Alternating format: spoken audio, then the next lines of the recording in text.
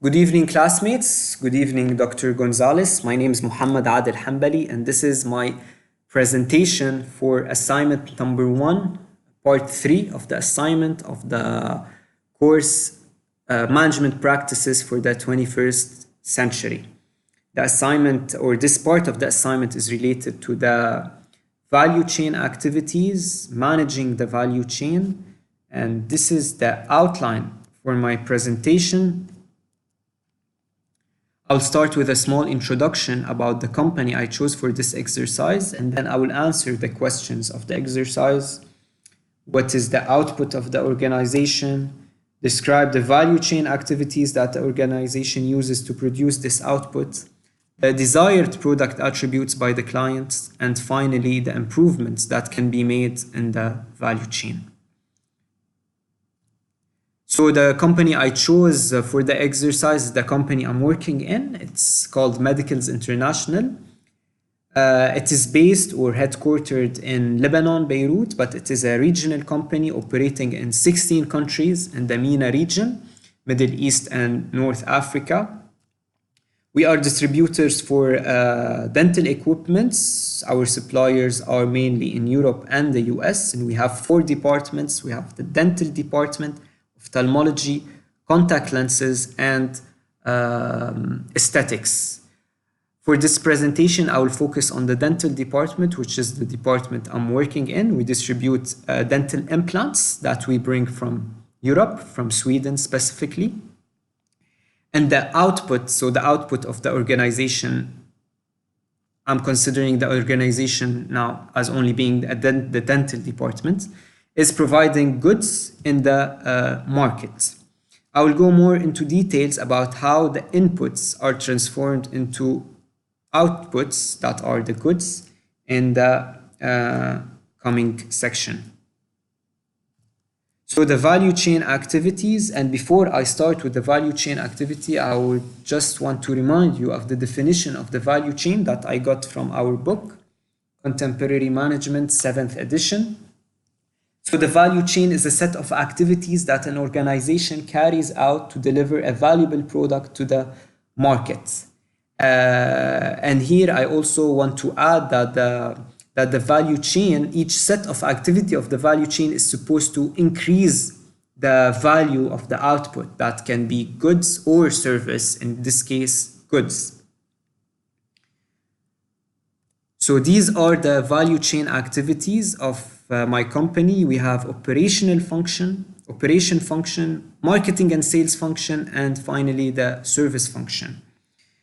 The goal of the value chain is, as I said, to increase the value of the output, but also we need to see how the inputs are transformed into the outputs.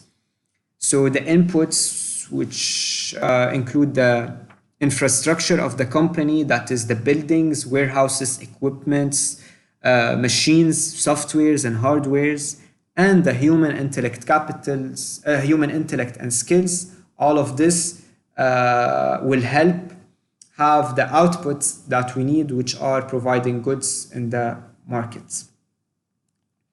So I will go into details about each function, starting with the operational function. So we start by looking at the market. We see what is the market needs. So in our case, dental implants, we see that there is a need of dental implants in the market and there is a growing need.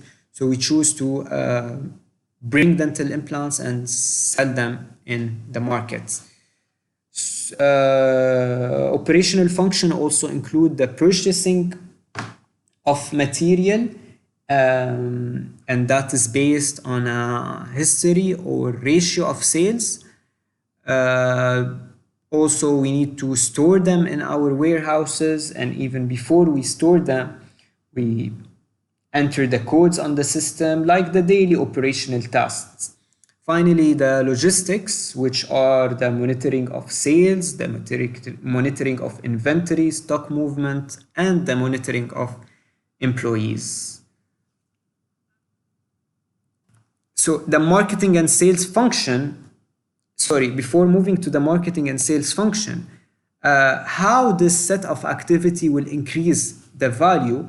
Well, because we have and obviously we have an organization, we have a structure, and so we are ready to supply and respond to the market need. And this is the first step of increasing the value. So second, moving to the marketing and sales function. So now we have them, if you want, we have the materials in our warehouses. We need to sell them. And in order to sell them, we need to inform the client about them and persuade them why you need these products. For example, in our case, dental implants, we need to show them the unique features of the implants, the solutions it offers, the problems that can be solved with these implants. In summary, showing the clients why our company's products are superior and why it is their best choice. So including in this function, there is site visits to the client to promote the products. We can do trainings, workshops, and hands-on. We also use the social media platforms, mainly Instagram, to promote our brands and products. So here we are trying to create a strong brand name, which will also increase the value perceived by the customers. Including also in ways or how we can promote our products. Also, we have the resources that can be used are brochures and catalogs. We can also offer samples. There is many ways that can be used to help us market and sales our products. So let's assume we did a good job. We persuade the customers to buy. Now the customers need an after-sales service. And this after-sales service includes continuous visits to the client to get their feedbacks. And here we need to put the client at the center focus, always ask for the feedback and always try to show them support. They will always need technical support. So we must have the knowledge needed to support them. Accessibility, of course, there is always urgent order. We need always to be accessible and ready to supply them. Fast delivery, and fast delivery is we can do fast delivery obviously if we have the items in stock. This is the primary requisites to be able to do fast delivery. And so this is related to operation, and this is why I consider it as a cycle. We need to have good operations in order to have an after sales service. Always have the items in stock, be able to do fast deliveries, and so on and so forth. Here, how we are increasing the value, because the perception, we are creating a perception of superior value to the clients. This service, they are paying for this service. We are charging high prices, so there must be something in return other than the quality of the product that they are getting. At the end of the day, we cannot just sell the product and disappear. We need to always be here even after selling. So this was about the value chain activities. Moving on to the third part of the presentation, the desired product attributes that the clients ask for. They ask for competitive prices. Of course, they will always ask for competitive prices, and they will not really ask for low prices, because they know that our brand that we bring from Europe, our implant brand, is a top quality brand. So they don't really expect low prices, but at least competitive prices with other brands that compete with us in the same quality. Of course, they ask for high quality, which we have, starting from our brand, and also the quality of our service and our after-sales service, the quality of our knowledge, the trainings, so on and so forth. They ask for good training about the products that they use, and they finally ask for quick service and good after-sales service. How we can give them all of these attributes that they ask for, because our job is to respond to their need, to listen to them and to respond to their needs. So improvement that can be made on the value chain to be able to provide them with what they want. More efficient operation. So going back to the attributes, competitive, mainly good training and good service and good after-sales service are marketing sales, are in the marketing and sales function and the service function. And so to be able to give them these attributes, we need to save money somewhere in order to invest it in other places, or be able to give them competitive prices. And this is in the operation, and this is why I mentioned here a more efficient operation. What do I mean by more efficient? First of all, let's start with the definition of efficiency, also getting it from our book. Efficiency is a measure of how productively resources are used to achieve a goal. Organizations are efficient when managers minimize the amount of input resources or the amount of time needed to produce a given output or goods and service. So we want to look for ways to minimize our input, but without compromising the quality of the outputs, or that is the quality of the operation, still maintaining a good operation but with less input. So here I would like to talk about two points: the human resources and the inventory.